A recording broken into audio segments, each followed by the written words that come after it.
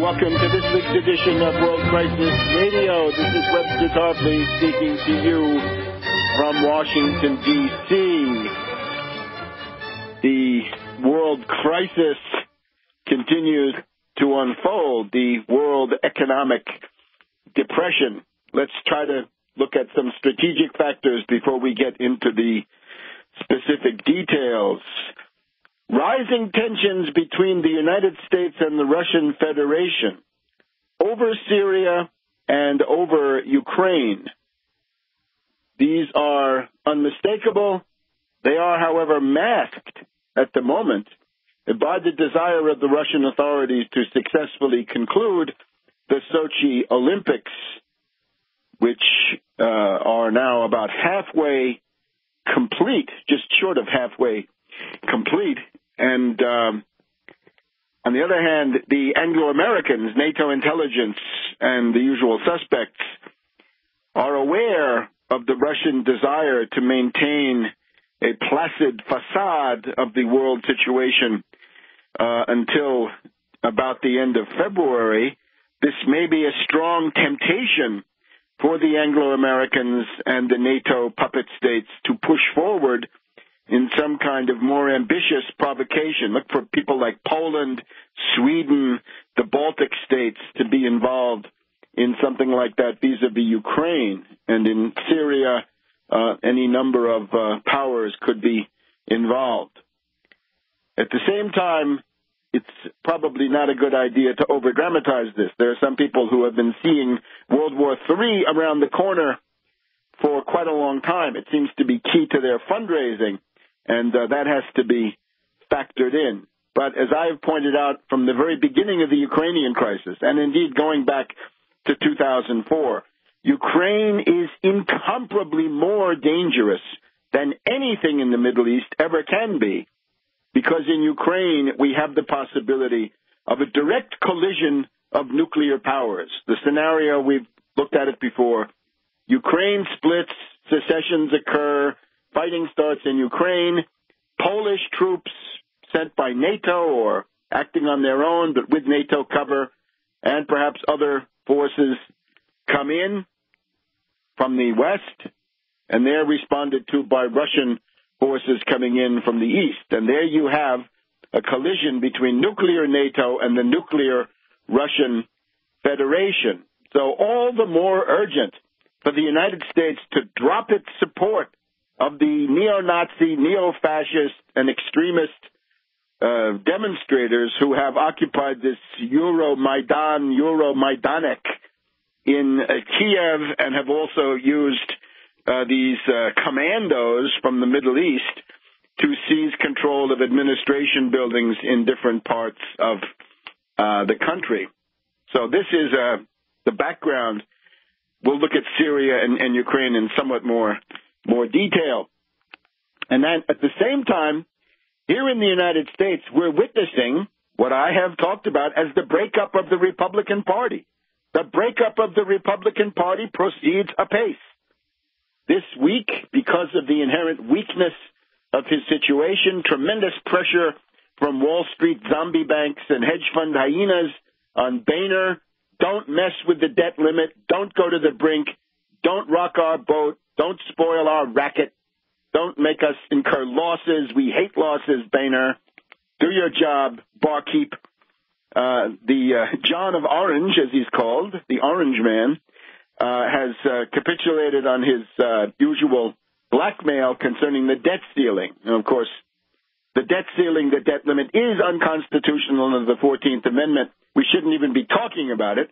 But Boehner's weakness and the inability of his internal opposition to agree on anything, even among themselves. These people are the essence of anarchy. They are chaos personified. They are anarchs, chaos.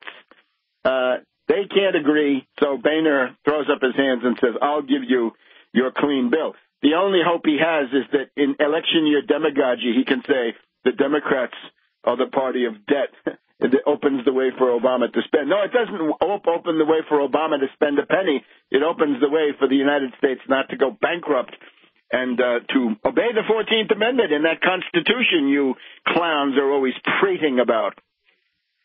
Well, that, of course, now is the prelude to a huge rebellion. We're going to savor every detail of this Republican breakup. We've got Mark Levin. We've got Limbaugh, the Institute for Retarded Reactionary Ranting is going into high gear. And most important for us, we've got the Senate Conservatives Fund attacking Boehner, demanding his ouster. We've got the Tea Party Patriots attacking Boehner, want him out. And FreedomWorks want Boehner out. The GOP is splitting before your eyes. And the ideological dams are breaking. Indeed, the period 1968 to 2008 is over. It took quite a while for the ice to begin to break, but it is now breaking. We've got attempts to organize a union in Tennessee. Hallelujah. It would be the first unionized foreign auto plant on former Confederate territory. And, of course, we know the union-busting right-to-work laws. We know the neo-Confederate commitment to low-wage economics, absolutely unviable in the modern world for the United States or any advanced country or really any country. Nobody can survive on simple low-wage race to the bottom because there's always somebody who can bid under you, and that will never end. So, possible union in Tennessee, we're supporting the UAW. Warts and all. This is a structural question. Doesn't matter. The quality of the union is a secondary consideration. The structural question is what's important, right? Is there a counterweight to the predators of finance capital, the zombie banks, and the hedge fund hyenas?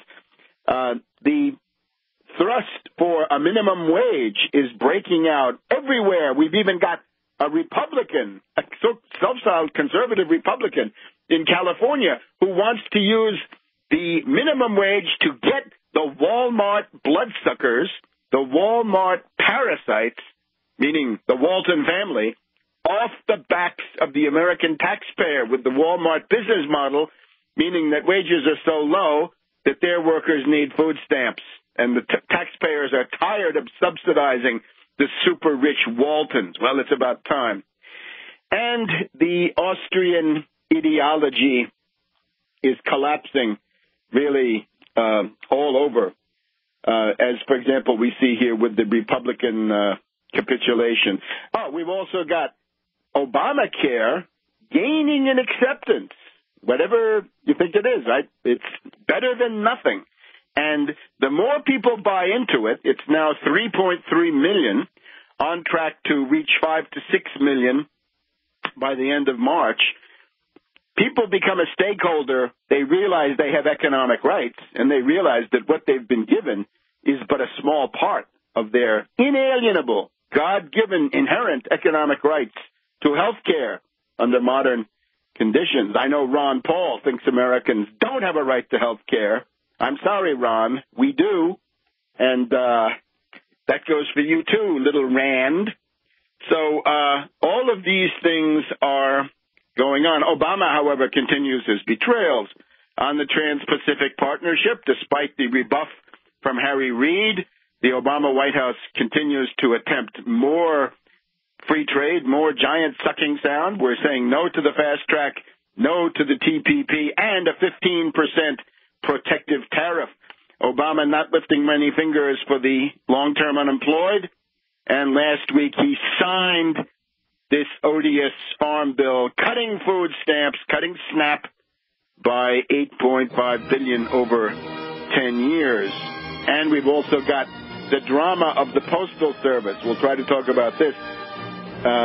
If you wanted to destroy the Tea Party, support the Postal Service. Precisely the rural areas where the Tea Party is strongest are the areas where the Postal Service is most indispensable. You could smash them on that issue alone. Back in a minute on World Crisis Radio. Welcome back to World Crisis Radio. It's St. Valentine's Day, and it's the 14th of February. And here in Washington, we've just had a significant snowstorm. The Weather Channel wanted to call it POX. Well, that's certainly fine. Peace, always a good idea, but maybe snoochy is a good name for this storm, to remember it in the catalog of storms. About a foot of snow here, which is somewhat above average for this part of the United States. Pretty far south here, after all. Syria. Concerning Syria, we have the following interesting combination. The rebel fighters, many of them terrorists to be sure, rebel fighters are leaving the city, the besieged neighborhoods of the city of Homs. Many of these are foreign fighters. They're from Afghanistan, from Chechnya, from Libya, from Egypt, from Saudi Arabia. Some of them are from that Tobruk-Derna corridor, I am sure. And the Syrian army and the Mukhabarat, the security forces, want to interrogate those rebel fighters to see if they're terrorists, to see if they've killed people, and to see how many are foreigners.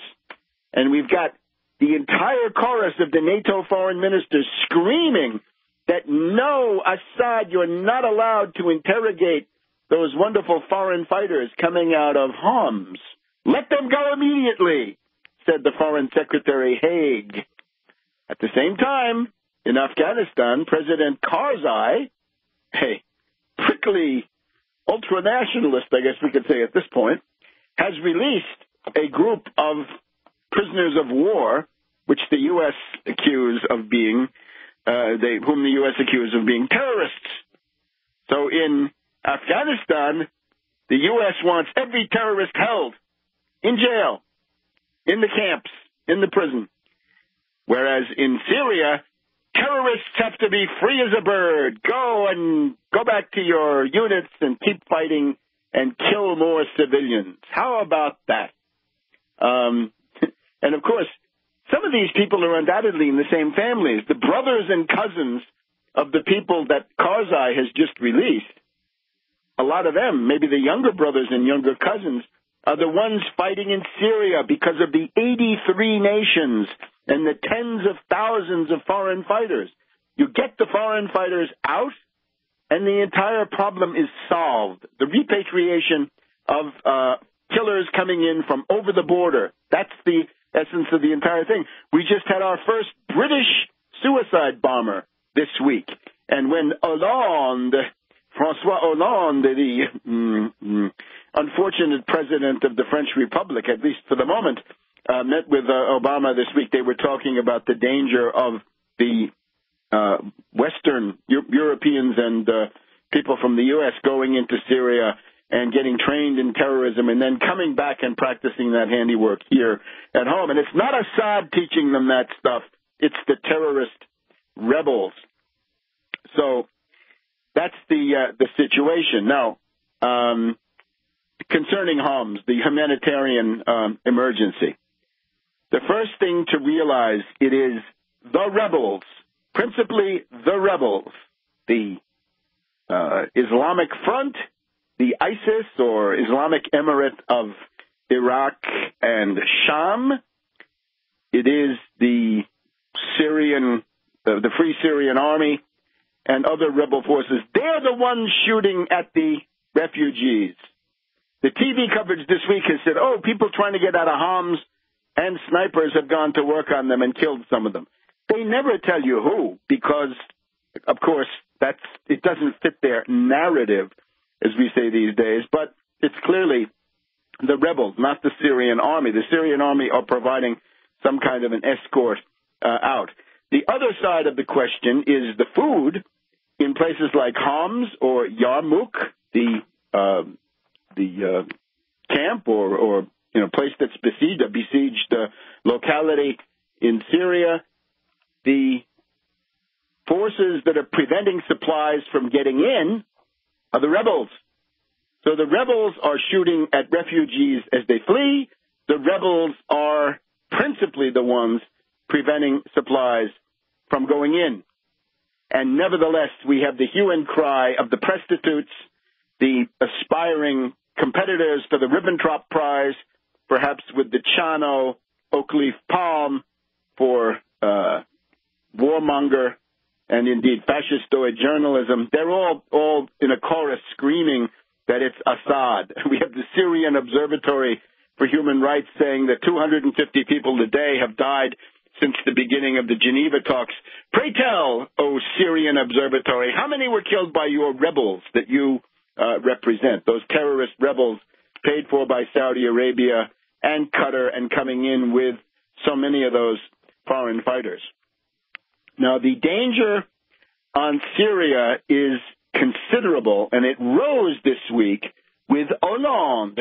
Francois Hollande, as we know, his affections are changeable, but his devotion to war seems to be a constant, and you can see why. His economy is a shambles. He promised the end of austerity. He has now flipped. He has betrayed every election promise, and he's now trying to impose more austerity on working people and pensioners and the lower income strata of the French population, even as he says he's going to cut business taxes. So Hollande comes to the United States eager for warmonger action, and of course the soap opera of his domestic situation. There's really nothing to say about that except is when somebody goes from Ségolène Royal to Madame Trierweiler to this latest actress, you have to ask, are they committed to anything? Do they know who they are? Do they have a sense of identity, or is it all a schwärmerei in their head? I'm afraid Hollande qualifies for that. So Hollande has pulled Obama significantly down the primrose path to war, and of course he's not alone. Here we have the Washington Post, ever up front in the ranks of the warmongers. Right? This is not a left-wing newspaper. This is the oligarchical house organ of the Federal Reserve, now managed by Bezos. Here's the editorial on Thursday, February 13th. A new tone on Syria. Obama acknowledges that his policy is falling short. Will he take a new approach? So Obama says Syria is one of our highest national security priorities, and his diplomatic strategy is far from achieving a political solution. We still have a horrendous situation on the ground. And now the Washington Post admits that Kerry did tell these senators that the U.S. policy is a failure. So Obama and Kerry in big trouble. And, of course, the Washington Post wants to use that to push them towards war. Back in a minute. Welcome back to World Crisis Radio. Webster Tarpley here in Washington, D.C. Follow everything at Tarpley.net. Tarpley.net. I had an appearance on Press TV this week in the debate, shorter commentary that may be up soon. Of course, this broadcast, and we'll have an article soon about the Tsipras challenge to the political establishment in Europe in the May 22nd to 25th, approximately, European Parliament elections. Time to mobilize against the forces of austerity with Tsipras. No austerity, and in the case of some of these smaller countries, debt moratorium, cut the debt, write down, haircut, but serious, right, and across the board. So the Washington Post pressing for what? Well, for bombing, of course. What action is possible?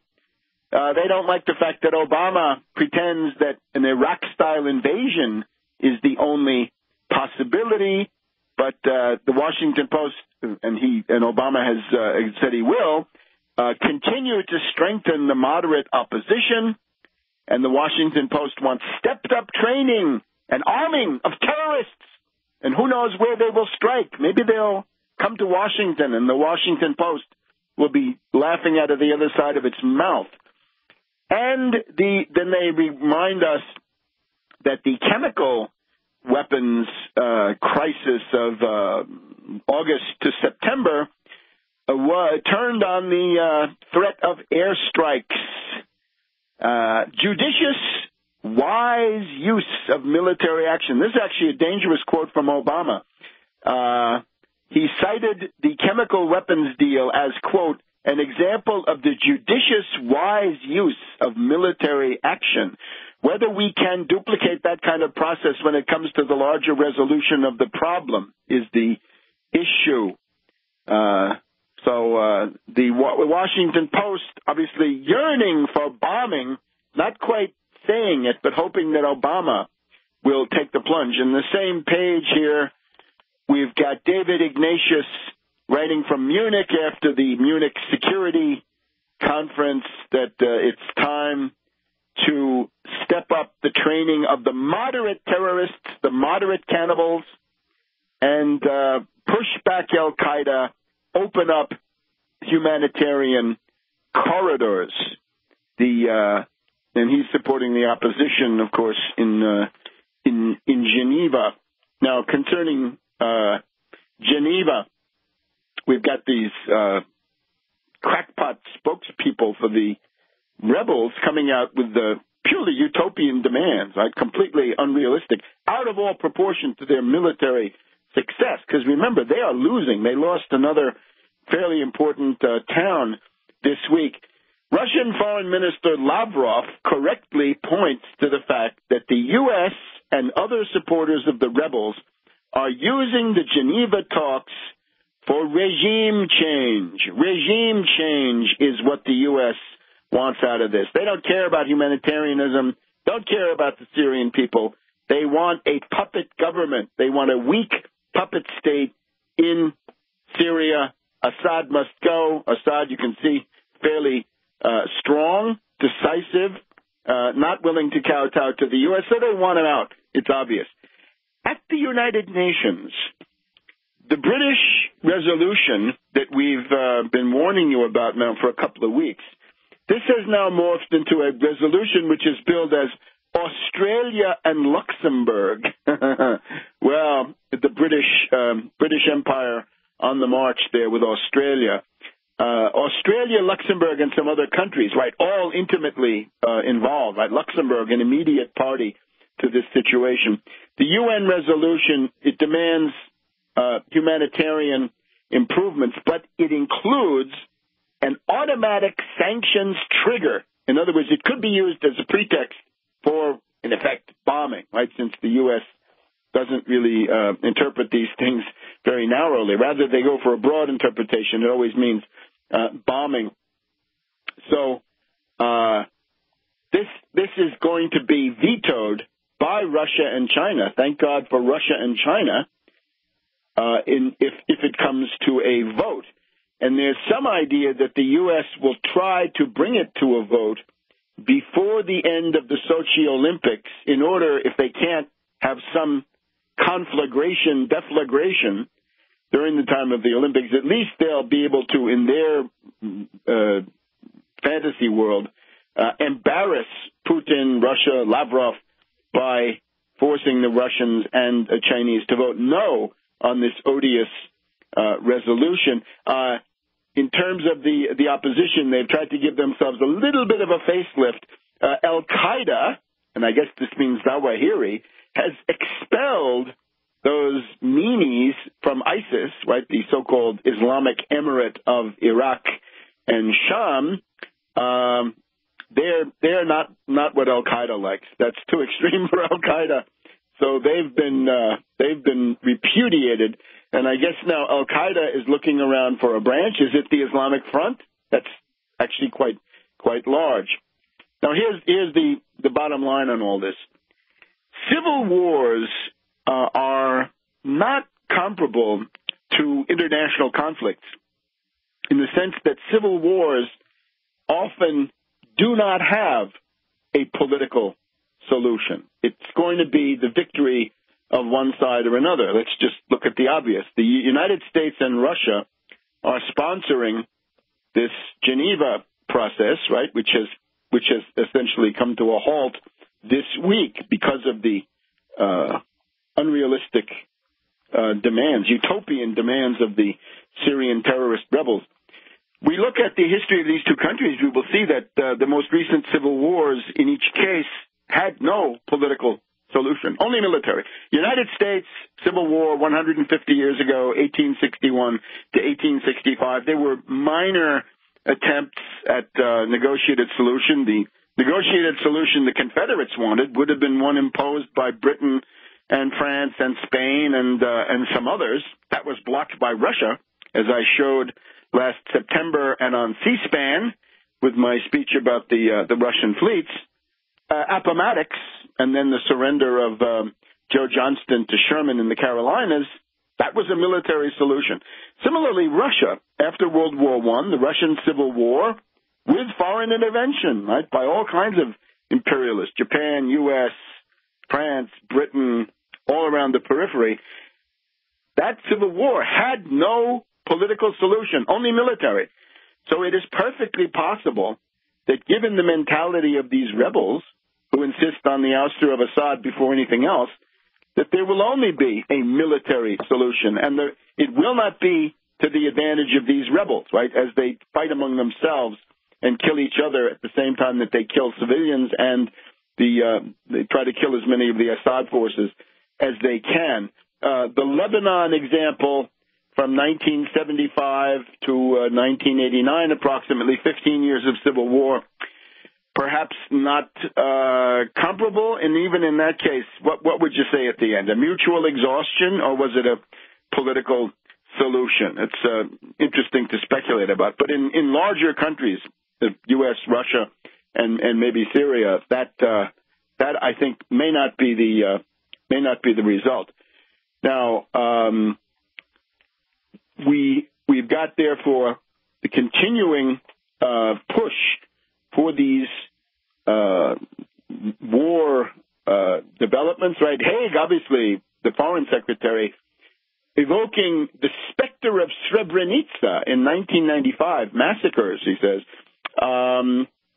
Well, we won't go through the British complicity with Lord Owen, in what happened there in the Balkans. But again, if you don't like what's going on, then you should tell Prince Bandar of Saudi Arabia to pull his foreign terrorists out of that country, and things will calm down relatively quickly. Back in a minute on World Crisis Radio. Welcome back to World Crisis Radio. Webster Tarpley here in Washington, D.C. Now, the other question where the Anglo-American insanity comes to the fore, this strange mood that we are seeing. In the case of Syria, it's a kind of a resentment, it's embarrassment, it's frustration among these elites. They're not getting what they want. They want regime change. What's wrong? What's wrong with our bloody color revolution and Arab Spring strategy today, this year, and this decade? Not working. And then Ukraine, and here, what have we? The attempt of the Western powers to use these right-wing groups, reactionary groups, racist, ultra-nationalist, and when you say nationalist in this part of the world, it doesn't really mean nationalist. It means racist in terms of a nation. That Ukrainians hate Russians, hate Poles, hate foreigners, hate Jews, all the different groups that Chanibok is documented as hating.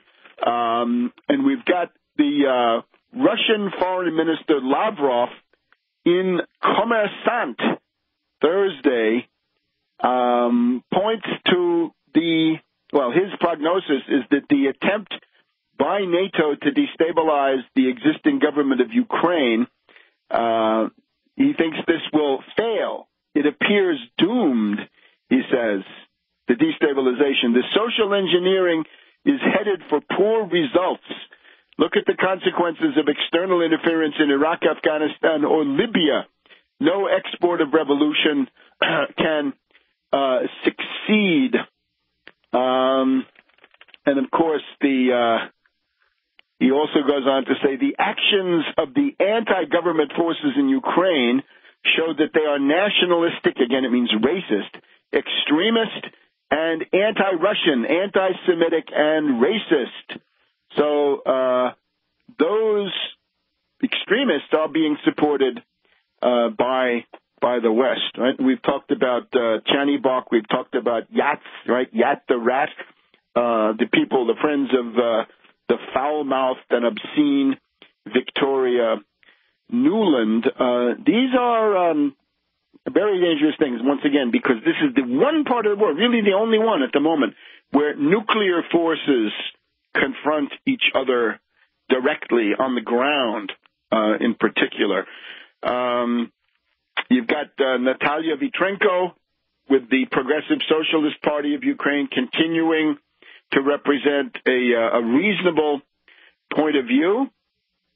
But this is now suspended, I think, until the end of Sochi. The other one, of course, is Chicken Kiev, and that is Yanukovych, who really hasn't learned the lesson that when the destabilization starts, especially when it's these armed hooligans, and when you have Molotov cocktails and slingshots and other potentially lethal weapons, you've got to treat that very seriously. He needed to crack down more energetically earlier on and avoid this situation, because otherwise you allow the foreign support networks of these terrorists, the various, racist in this case at least, with a sprinkling of terrorists among them, the people who throw the Molotov cocktails at the cops.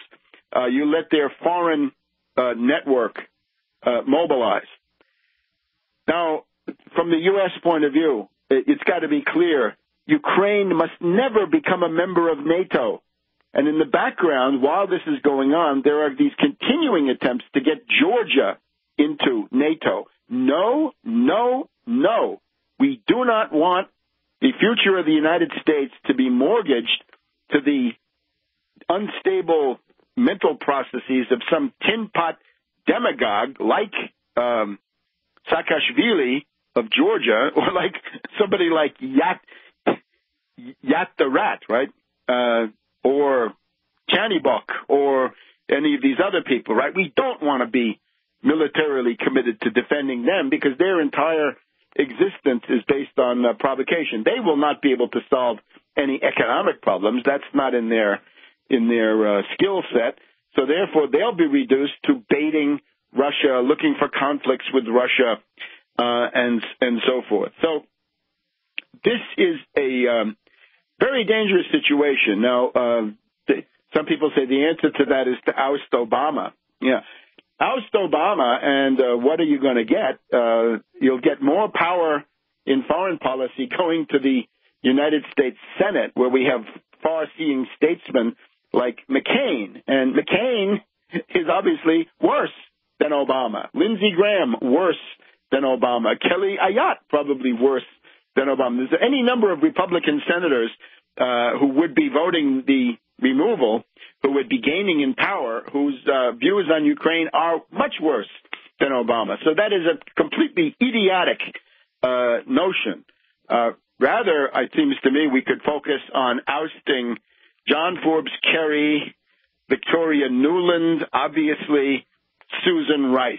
I think if you ousted those three, and maybe this guy Piat, the U.S. ambassador, right? He's now the Ann Patterson of Ukraine, right? Ann Patterson being the one in Egypt who was so passionate in her support for the Muslim Brotherhood. So fire those people. McCain in particular, as I've said before, compared to the neocons probably realized to a much larger degree that they were lying about Iraq and Afghanistan too, but primarily Iraq, that when people like Feith or Wolfowitz or Shulsky came forward with these crazy predictions of what would happen in Iraq, they knew this was a lie. So therefore they still had a reality principle working. In the case of Kerry, I don't see a reality principle. That is why I think he is more dangerous, right? He's less committed to reality, less anchored in reality.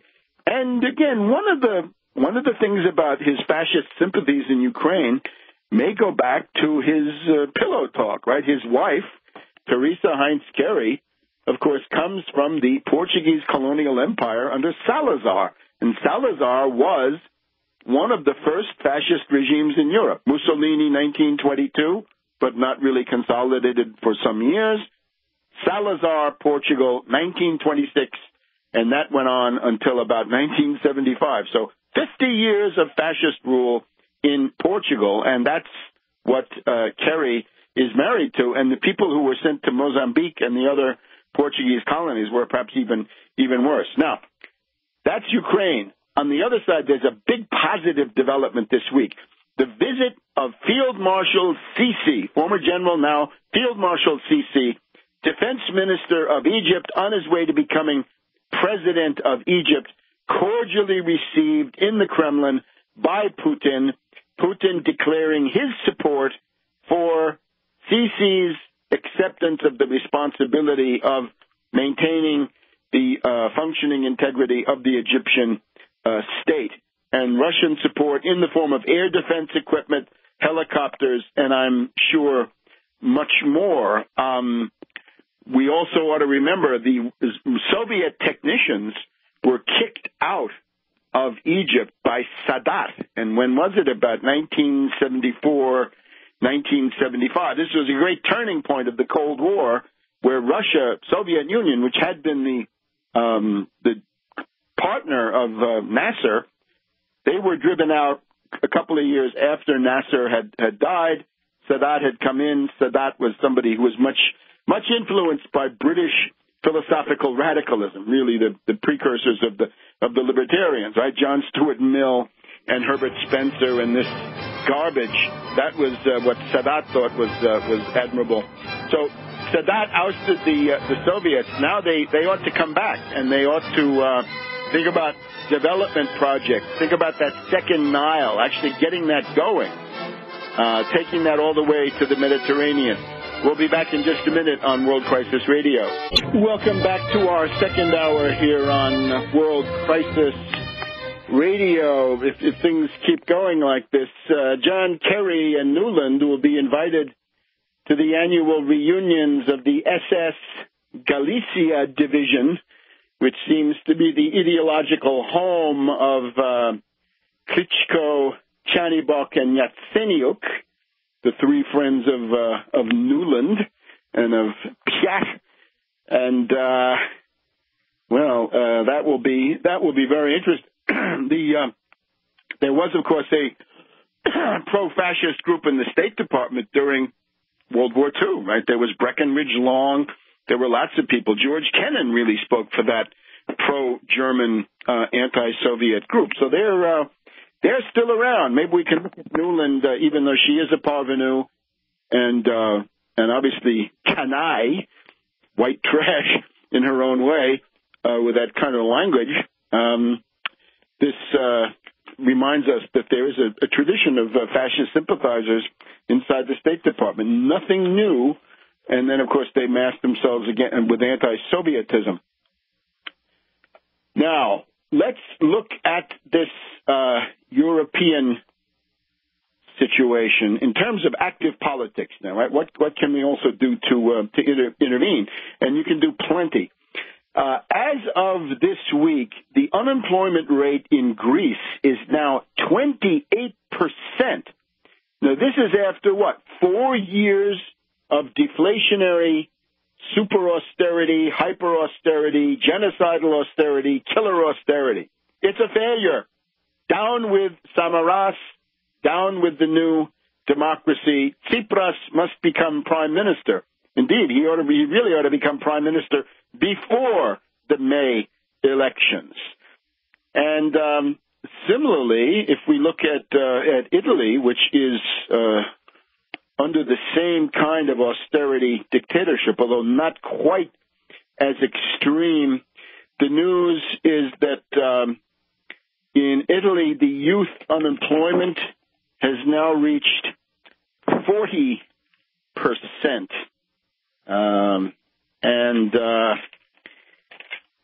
There are attempts now, we'll talk about today, is how it's, the youth unemployment is 22%. The 40, I think, is more like the Greek level. Italy has lost 500,000 jobs during the year of 2013 under austerity imposed by a number of governments, starting with Monti, but then continuing with Letta, who is now about to fall. The first thing to notice about Europe, though, is the parties of the Socialist International, the Second International, have responded to this depression, at least in the last year or two, by moving sharply to the right. The German SPD, the German Social Democracy, has gone into a grand coalition with Merkel. And Madame Merkel is the embodiment of genocidal austerity in the European framework, right? She is the tormentor, not just of Southern Europe, but of all of Europe. Because remember, in Germany, the unemployment is sky high, but it is masked by the so-called Hartz IV system, where if you're a long-term unemployed in Germany, they transfer you to a kind of limbo between being employed and being unemployed. You don't count as being unemployed, and you receive some wretched pittance, 500 or 600 euros a month, and you're also forced to do any job that they ask you to do on pain of being cut off completely. So tremendous amounts of German labor power are being wasted. Okay, the Social Democrats go into a grand coalition with Merkel. In France, we've just seen Hollande, who is the Socialist Party president of France from the Socialist Party. He's a warmonger. He wants to attack Syria. He had promised the end of austerity. He's now adding austerity. He's promising tax cuts for business at the same time that taxes are increased on working people. Absolutely out of the question. Insane stuff.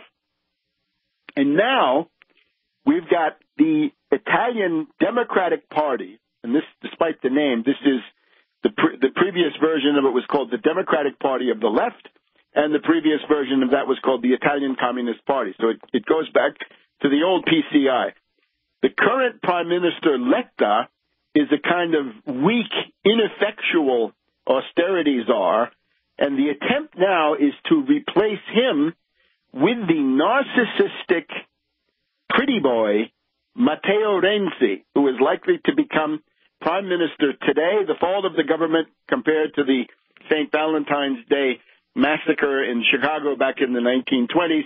But out of this, you're going to get Renzi. So France, Germany, Italy, the big three on the continent, Social Democrats, Second International parties, turning way to the right in the service of austerity, in the service of an austerity that comes down from the fascist Barroso at the European Commission, and which is dictated by Draghi of the European Central Bank, by Goldman Sachs, and by the rest of them, right? Monti and similar people in other countries. So this opens up a space, and this is the space that Tsipras is now seeking to enter and to provide an alternative here. And what I would say is that Tsipras is helped, unfortunately, at least the opportunity is increased by the fact that this the Second International has now gone into a full court press in favor of drastic austerity, just as this is losing popularity even at the IMF, even among certain banking circles, because they see that it actually does not work. So we're going to be talking a lot about Renzi. Let's just say a few things about Renzi. The point, though, is, and let me jump to the conclusion even before I start. If you're in Italy or France or Germany, you will be able, most likely, to vote for a pro-Tsipras list in May as a way to protest austerity, because that's the main thing with Tsipras. No to austerity, no cuts, no firings. Bankers should pay, not people, like the obvious ABCs of morality and reality. Don't be put off by Die Linke and Gysi. This is not so great, I know. Mélenchon and the Parti de Gauche, not so great, I know. And this list of people in Italy, the Guido Viale and Barbara Spinelli, also not so great. But forget about them. Think about Tsipras and think about the message, right? You've got to put things together, right? You've got to assemble a new party out of the pieces that you find. And Tsipras is an expert in doing that, and also he's shown that he can actually eliminate some of the failed cases as time goes on. But now let's look at Renzi.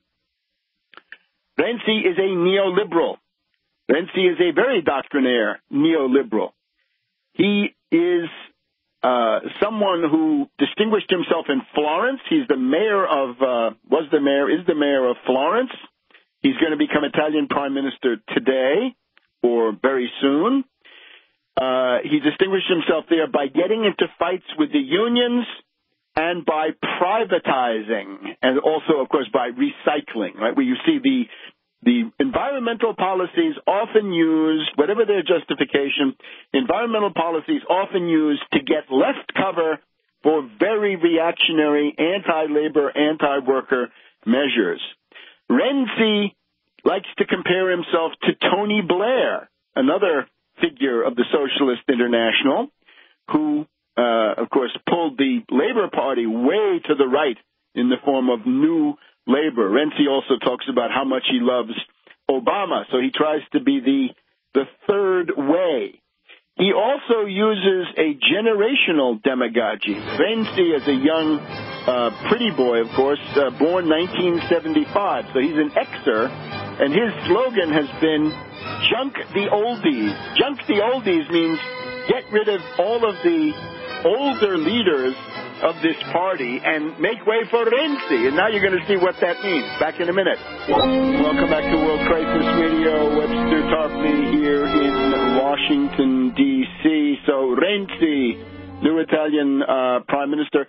The attempt here is to use a sort of pseudo-Kennedy charisma, which is what he thinks he has, obviously, as a narcissist, to try to impose more austerity than could be gotten under the rather rickety government of Letta. Letta did do what he could to impose austerity. He had a stability law. He cut government spending by 16 billion euros, so about $20 billion.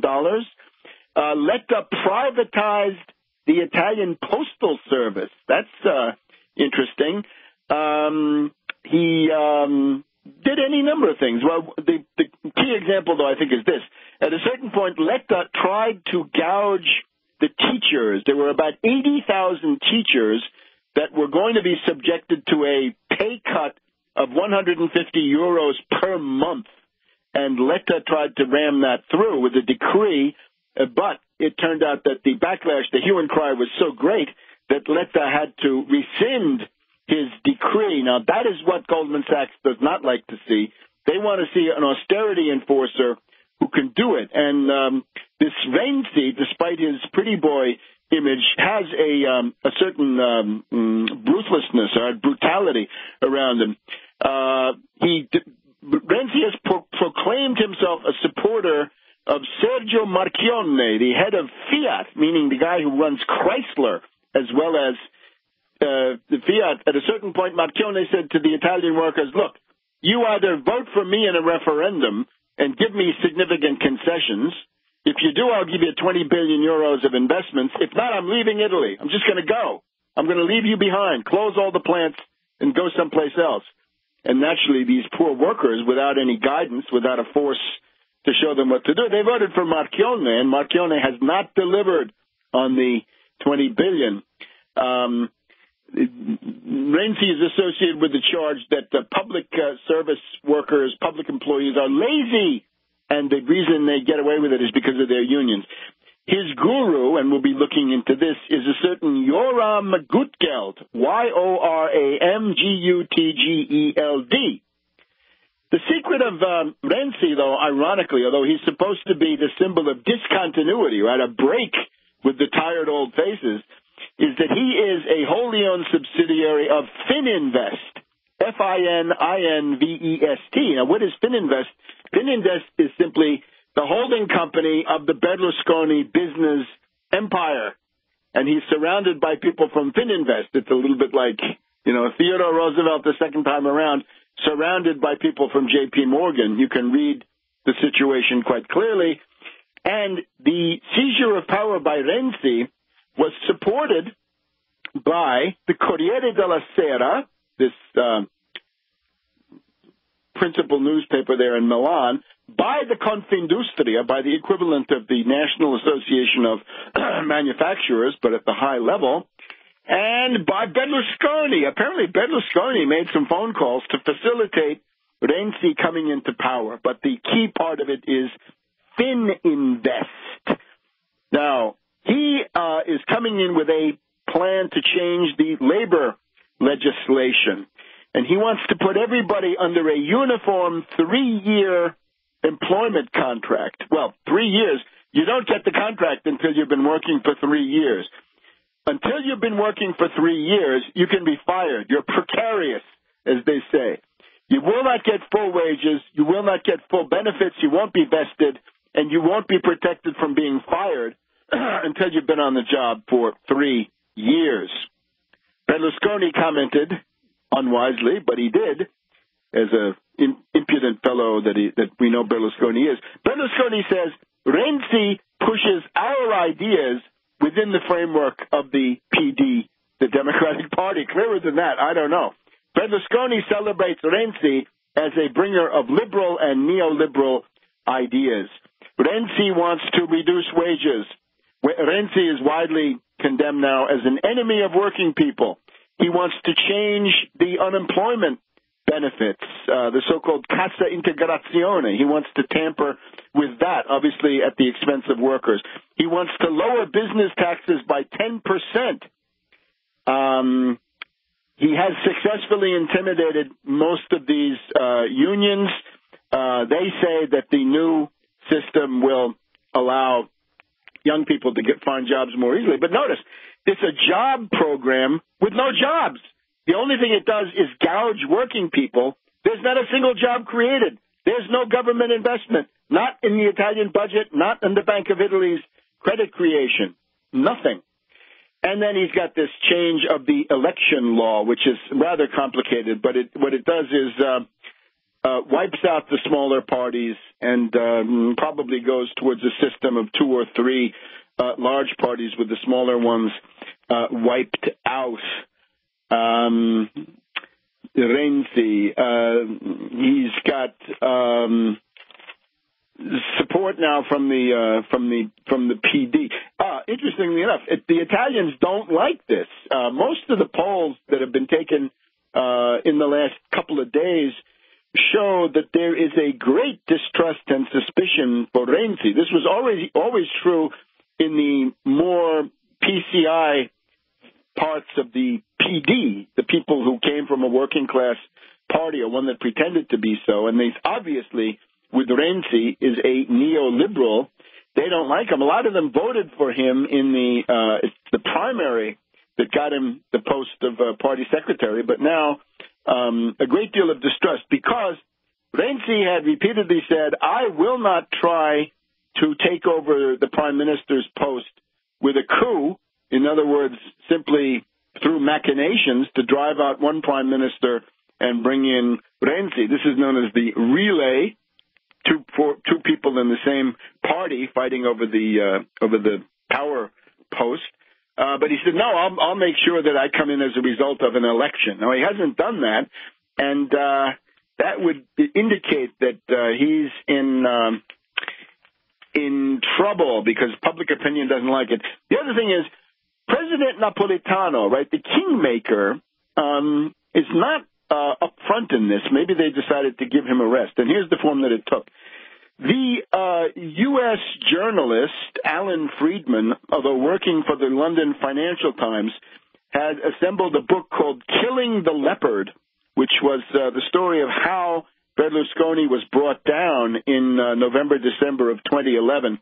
And you'll recall that the way that happened was that Napolitano, the president of the Republic, brought in this Monti, a professor of economics at the Bocconi, a wild neoliberal ideologue who then wrecked the country with extreme austerity policies, more so than Letta has been able to ram through. This was done rather quickly, but what Alan Friedman brings up is that the machinations, the secret meetings and the secret contacts by Napolitano with Monti and others were in June July and August of 2011, not in November, December, when the spread crisis hit the Italian bond market. Back in a minute on World Crisis Radio. Welcome back to World Crisis Radio. So the new Renzi government, it is the result of a creeping coup. Since Renzi won the primaries in the Democratic Party to become party secretary in December through January, February, this narcissistic adventurer has been carrying out a creeping coup. He's the top creep, and he's now brought it to fruition with Corriere della Sera, and the Confindustria, and Berlusconi behind the scenes, and perhaps some help from Merkel as well. And the goal is going to be extreme austerity. So the Alan Friedman book, Killing the Leopard, goes through how Napolitano was scheming and plotting a conspiracy, conspiracy in June, July, and August of 2011 to have Monti ready to bring him in with a program done up by a guy called, he had actually gotten this program set up in advance, and so it was ready to go when Monti was brought in November, early November of 2011, and that's the great turning point. That's the first of the great coups in the recent phase by Napolitano. Attempts to impeach Napolitano by Grillo and others have broken down, and the Grillo people have proven incapable of staying on message. They cannot fight against the Bank of Italy and the austerity forces because they have to mix this in with their crude hatred of women.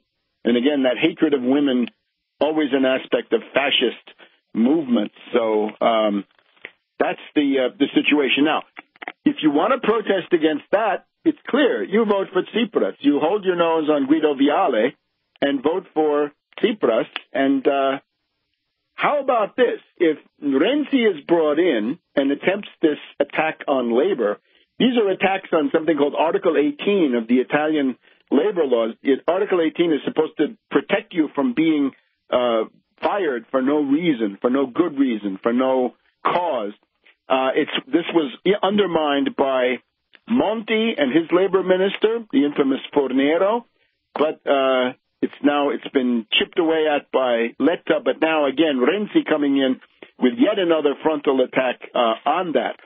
So this shows you why Tsipras is so necessary, because now, at least as a protest vote, and indeed for the European Parliament, you can cast an anti-austerity vote without having to go to these racists. You won't have to go to the Northern League or Le Pen or the UK Independence Party or the other xenophobic groups.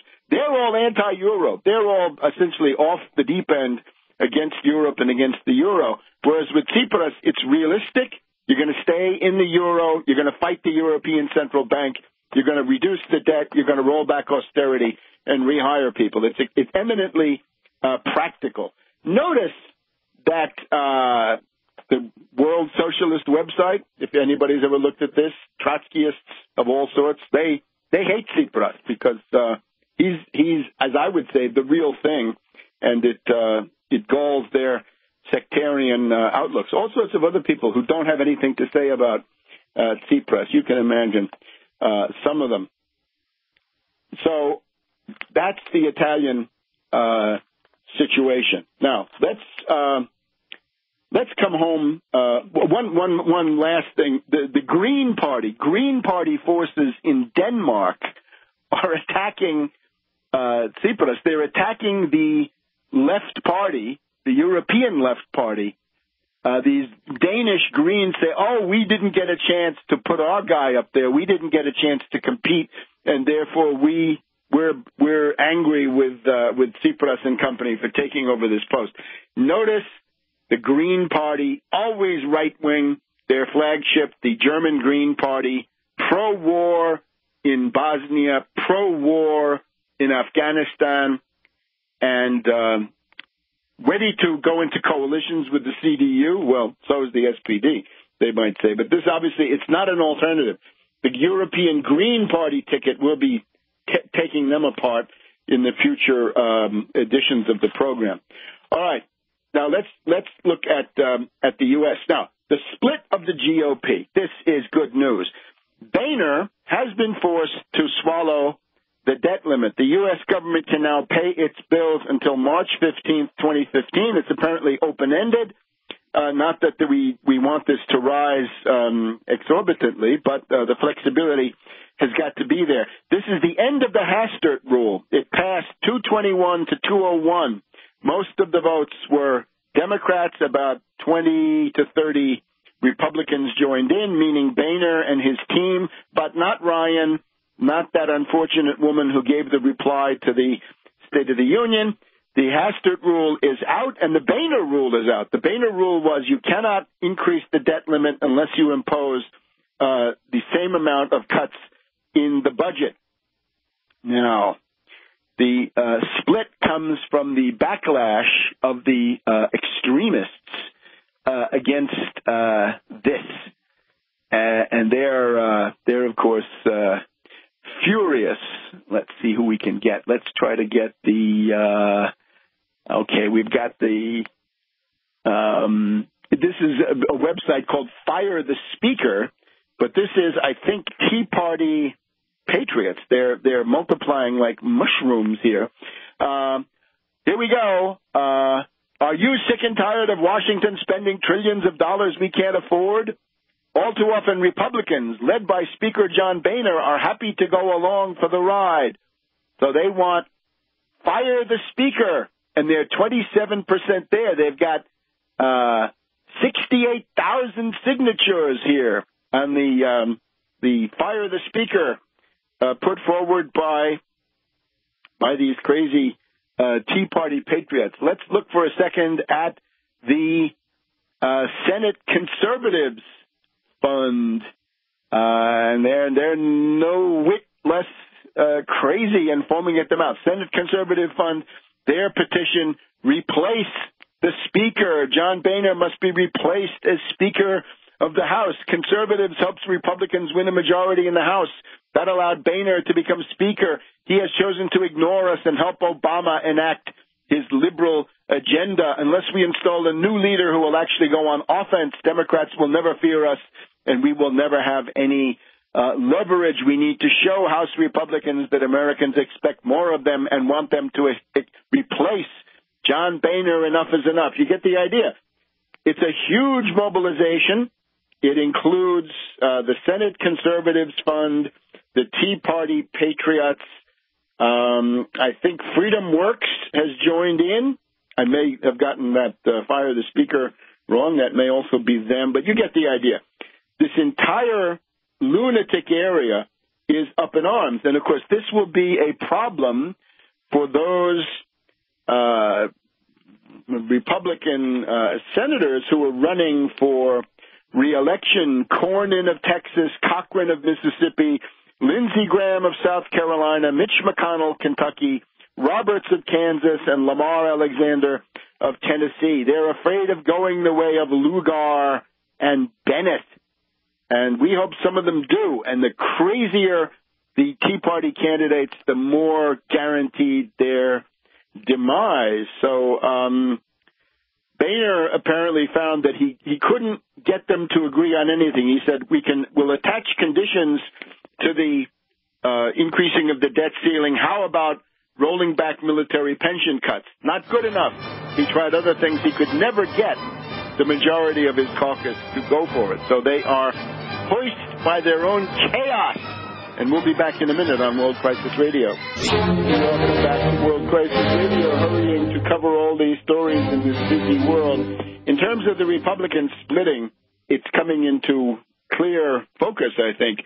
Let's watch this CPAC, Conservative Political Action Conference, end of February, beginning of March here in Washington, and see if the Looney Tunes, the Wacko Bird Caucus, comes out in force, and how aggressive they are, and how much the various presidential candidates feel they have to kowtow to these extremists. But again, Tea Party patriots, Freedom Works, Senate conservative funds, all attacking Boehner. And we hope that they will visit more confusion on their houses. In California, we have a Republican running for office, Ron Unz, U-N-Z. He says he wants to raise the California minimum wage to $12 an hour. And it's a very interesting argument that he makes. He says, look here, the Walmart business model requires taxpayers to subsidize the astronomically rich, the hyper-rich Walton family, because the people who work at Walmart have to have food stamps and other benefits, LIHEAP in some places, right? Heating assistance. He says, no, let's force the Waltons to pay for their own labor and not have the Waltons putting their hand in the pocket of the American taxpayer. Now, that's an interesting argument, and I wonder where are our libertarian heroes? Where's little Rand when it comes to this? How many Republicans are going to defend the taxpayers against the rich parasites like the Waltons? Okay, so Republicans in trouble on that one. Now, Obamacare, up to 3.3 million people, plus millions more who came in on the Medicaid expansion, 3.3 million through the exchanges, through the website, 1.2 million in January. This is on track to have 5 or 6 million people by the end of March. Now, the question with that is that then becomes a vested interest. And what are you going to do, Republicans? Run on the program of stripping those people of the coverage that they've gotten now, many of them for the first time in their lives? No.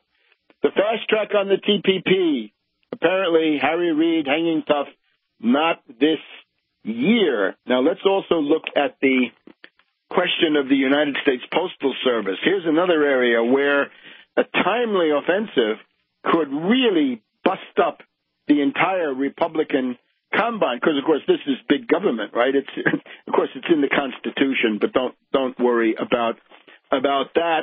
Delivering the mail, Washington Post on Thursday. There's a Senate bill.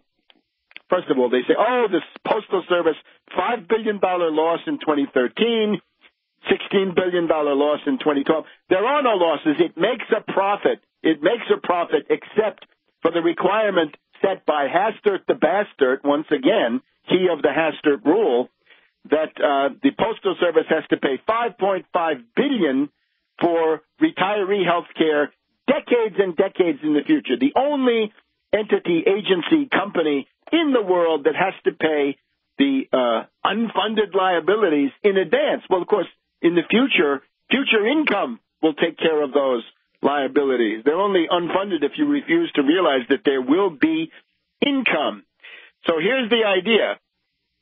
Thomas Carper, Democrat, austerity Democrat, corporate paradise austerity Democrat, Carper of Delaware and Coburn of Oklahoma leaving the scene, good riddance to Coburn, they say, let's carry out a number of cuts. Let's force all the retired Postal Service employees to go over to Medicare. Let's junk the retiree health care program of the Postal Service, make them go to Medicare, and then in exchange for that, we would give them relief from the $5.5 billion annual payment of retiree health care. Well, this is a monstrosity. Roll back what Hastert the Bastard did. Roll back that time bomb, that poison pill that Hastert the Bastard put into the rules governing the Postal Service, and everything is fine and no cuts become needed. And remember that, as we saw in Italy with Letta, the privatization is what these ghouls and parasites and predators actually want, and they don't want to do it to lower the costs. They want to do it to loot the thing. And remember now, for rural America, anybody with a business firm anywhere except a quite large city or at least a significant size place requires the Postal Service as a condition. It's a life and death matter. If you wanted to drive a wedge between rural America and its real interests and the paid ideologue prostitutes of the Tea Party, these fakers from the Austrian school, you could say, all right, let's make an issue of the Postal Service. Obama could get up there, make a couple of speeches, and say, look, we want to fully fund the Postal Service. We're going to roll back Hastert the Bastard. Where do you stand, O Tea Party Republicans? And what are they going to do? Are they going to vote their districts and say we're going to save the Postal Service, or are they going to vote according to the dictates of the Koch brothers and these lunatics from the Senate Conservative Fund and Freedom Works and Americans for Prosperity? Again, the Koch empire. This issue alone could drive another wedge, not just between the Sam's Club Republicans and the Country Club Republicans, as it's been put in the past, but even between the Tea Party grassroots and the demagogues who have gotten onto this. Because remember, Bachman and Rand Paul, they were there way before the Tea Party. They're not from the Tea Party. They're people who decided to get on a train labeled Tea Party as it was leaving the station. So another way to bust up the Republican Party. Now, Yellen, let's look at Yellen. Yellen presents herself as a clone of Helicopter Ben. She's pathetic. She says that tapering will continue, the lessening of the derivatives support operations, but low interest rates will continue even if unemployment goes below 6.5%. She says she was surprised by how weak job creation has been. The stagnation is surprising, says Yellen. Prima facie case, she's out of touch. She was supposed to be the populist People's Democratic alternative to Helicopter Ben, and we see now it's not the case at all. She says monetary stimulus is not a panacea. Correct. Nor is fiscal stimulus from the Congress, right? A deficit or some tax cuts. That's not a panacea either. But what might be effective, I don't know about panacea, is a credit stimulus, Yellen, not monetary stimulus. Credit stimulus. We want windows, the TAF, the TALP, the primary dealer credit facility. We want $5 or $6 trillion at 0% for as long as needed to rebuild infrastructure. And, of course, the most that the primitive Tea Party demagogues could do is to prate about auditing the Fed. Ah, great. That's really going to pull Joe Sixpack into action. The idea of auditing the Fed, boy, he's looking forward to that. That's really going to help him. Auditing the Fed, I can tell you what it will reveal. The Fed is corrupt. I just told you. You don't need to audit the Fed. They're corrupt. What are you going to do about it? Let's jump to the chase. Let's get to the implementation, not just the posturing. And again, the implementation is we want a credit stimulus through a Main Street window, an education window to refinance the student loans at 0%, and we want infrastructure built. Right now, the UAW in Tennessee is trying to organize a Volkswagen plant. Now, Volkswagen is neutral. Volkswagen is not doing the union-busting number that a U.S. company might well do. Volkswagen deals with a factory council. It's not a works council. What is this British talk? It's a Betriebsrat, meaning factory council. The factory council, which would be set up. And, of course, this is not exactly the solution to the macro problem because it's kind of neo-corporatism, isn't it? On the other hand, some of the things it does are good, but if that's the end of it, if like Richard Wolff, all you have is factory Mitbestimmung or autogestion or some version of that, that's no good. But we're in favor of getting the UAW accredited. So, great. Where are all the libertarians on that? If you want to form a union, how come you have to be harassed by elected officials? And the other thing that we wanted to talk about is thermonuclear fusion. At the Lawrence Livermore Laboratory, we have just gone through an important milestone. Laser fusion, inertial confinement fusion of the National Ignition Facility with 192 lasers has reached ignition. Fusion has occurred under laser conditions. So a big step forward. We'll be back next week.